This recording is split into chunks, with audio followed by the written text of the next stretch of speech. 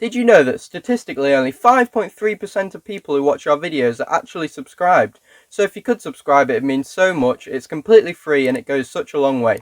Enjoy the video.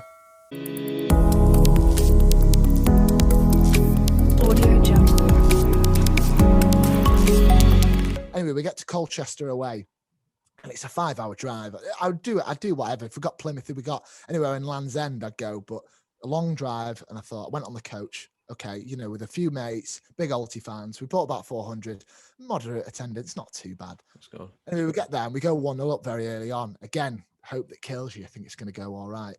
They equalised in the first half. 1-1 at half time, not too bad.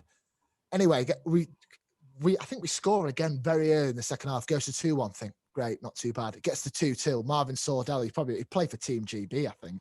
Yeah. So it was not a bad team they had. It was kind of has-beens, washed up footballers. Anyway, it gets to 2-2, and it's the 90th minute. I think, right, I'll take the draw, bring them back to Marseille. We probably won't win, but what a result is, and at least we're in the hat for the third round.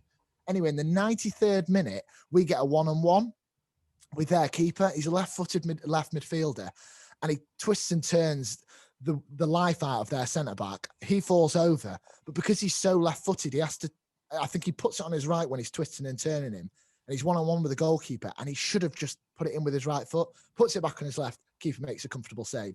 30 seconds later, they go up the other end of the pitch, massive hoof ball up. Our defender bikes, instead of heading it out of play, heads it back into the, just on the edge of the D. And his man of match, I can't remember what his name was, but he did this wonder strike in the top right-hand corner, and that was it. Everyone just went quiet. And I'm not, ashamed to say this. I went back 5 hours and I just started crying. I was 18. You know what I mean? You're a grown man crying back. I thought that was it. Like, I'd never ever see anything like that, because I think it was more emotional for me, because that's all I'd wanted to see in my whole Alti. Yeah, I just wanted to see that. Yeah. I thought that was over. That was gone.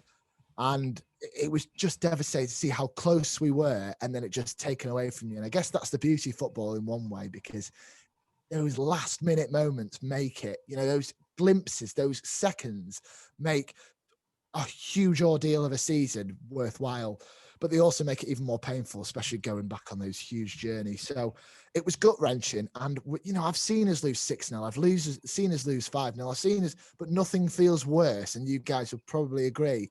And I'd like to hear your opinions. Nothing feels worse than losing in the last minute on a game that just means everything to you. Yeah. So unfortunately, that is the lowest of the lows, and somehow the highest of the highs make it all seem worth it.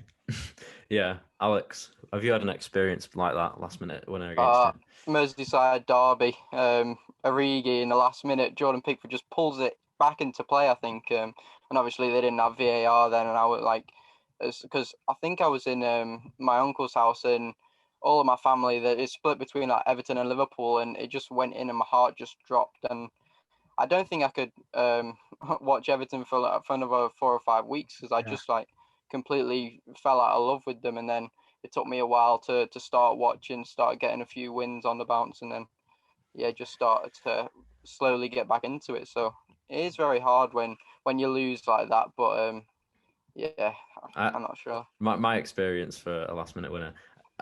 Everybody take a guess. I'll take a guess. Is he a United fan?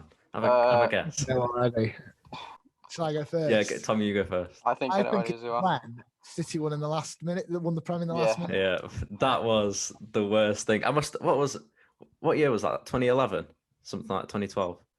I think it was 2012, because it was 20 years of the Premier League, and that was voted the best season. Yeah. That was, because I remember, so United had just won it, and the City game had 2 minutes left. It was like Sky Sports 2 back in the day and stuff like that. So switched it over to Sky Sports 1.